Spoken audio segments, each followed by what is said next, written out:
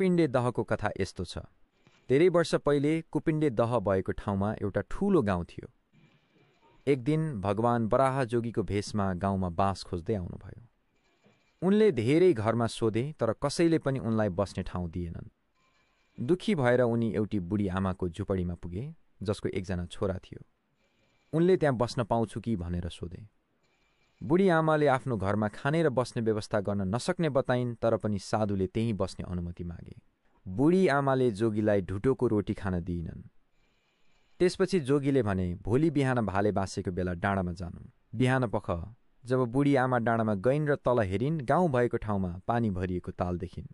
त्यहाँ एउटा कुपिण्डो फर्सी तैरिरहेको थियो, त्यसैले त्यस तालको नाम कुपिण्डे दह रहन गयो भन्ने विश्वास गरिन्छ। अर्को कथा अनुसार जोगीले बुढी आमाको गरिबी थाहा पाएपछि भोलिपल्ट बिहान भने म कैलु बराह हुँ, म यो गाउँका पापीहरूलाई डुबाउनेछु जसले अरूलाई बस्न दिँदैनन्। अहिलेको कुपिण्डे दह भएको ठाउँतिर औँल्याउँदै उनले भने त्यो डाँडामा जानु, हिँड्दा पछाडि नफर्कनु। तर ती महिला डाँडातर्फ गइनन्। जब उनी डाँडाको टुप्पोमा पुगिन् र पछाडि फर्केर हेरिन् तब सबै गाउँ डुबेको थियो। कुपिण्डे दहको रहस्य यो पनि छ कि त्यहाँ पानी जाने कुनै ठाउँ छैन र यसको गहिराई कति छ भनेर कसैले पत्ता लगाउन सकेको छैन, केवल अनुमान मात्र गरिएको छ।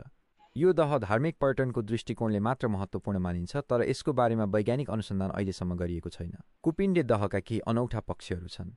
यसले वर्षमा 3 पटक मौसम अनुसार रङ बदल्छ भन्ने विश्वास गरिन्छ। यो बराह देवताको वासस्थान मानिन्छ र यसको वरिपरि सुन्दर प्राकृतिक दृश्य छ। यसको उत्पत्तिसँग जोडिएका रहस्यमय कथाहरूले यसलाई अझ रोचक बनाएको छ।